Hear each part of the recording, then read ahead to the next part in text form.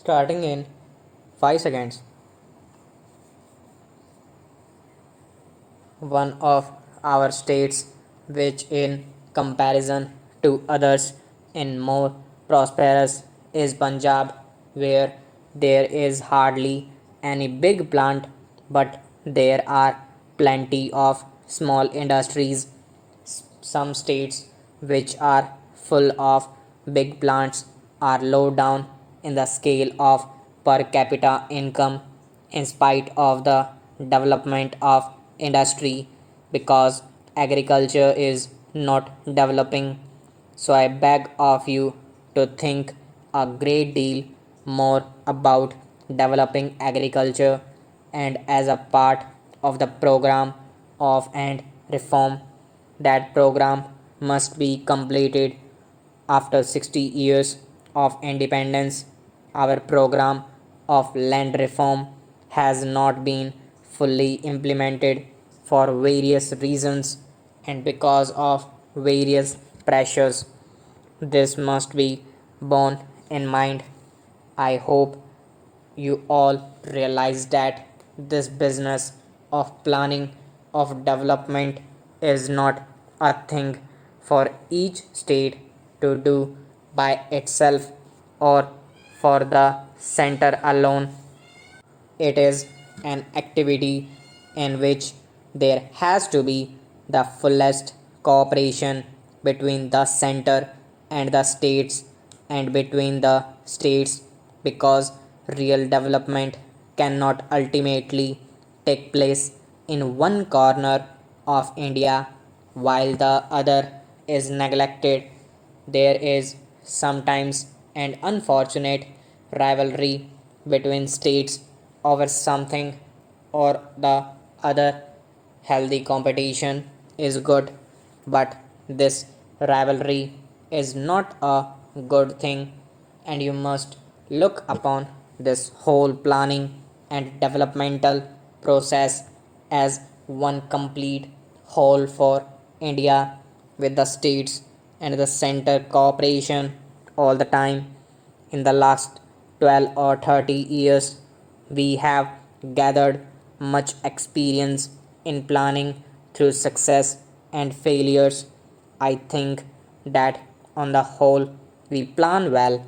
I think also that on the whole we do not implement well.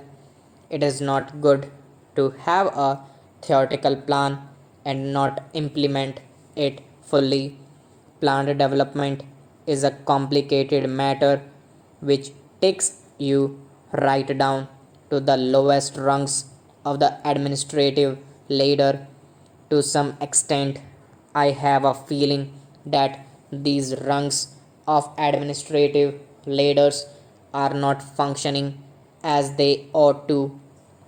We have some very good administrator, but it is not a good man by himself who can do much.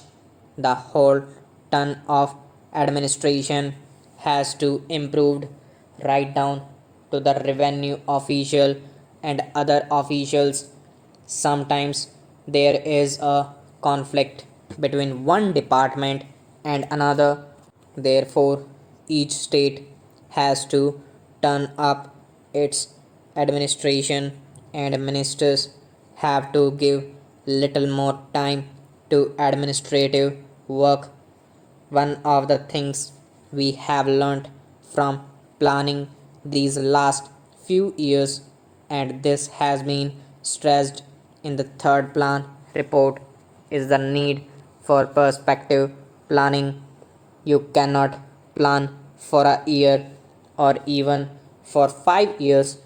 You have to think 20 years ahead and work up to those objectives. What happens is that we plan for 5 years as if we are going to start a new scheme of things at the beginning of every plan. There is no such thing. Planning is a continuous process. If you have got to do something in the fourth plan, you have to begin here and now. Not, of course, spending large sums of money, but still laying the foundations for it so that when the time for the fourth plan comes, it assured of a good start. We lose much time in the initial stages on any project. This is totally unnecessary. Therefore, I think in your agenda there is provision for the preparation of the fourth plan. Those arrangements must proceed now in the middle of the third plan. In the notes supplied to me, I remember to have read a statement that we are now in the middle of the 55 years of planning since independence. 55 years is an adequate time, and therefore half of this period is a good time to make an appraisal of the situation. I would beg of you to remember that although what you have already done is important, it is not very important by itself. An odd factory or factories or something else you put up, you have to go to the roots of the economic problem. The roots lie in agriculture and enormous material in the form of 950 million or more people. The other most important things is training the people apart from top level scientists, technicians, engineers, etc. And we are getting more and more of them now. Journal training for the masses engaged in agriculture is necessary. That leads you to mass education. Education has no doubt increased. Unfortunately, I have heard that in some states the emergency has led to a slowing down in the rate of expansion of education. That I think is tragic.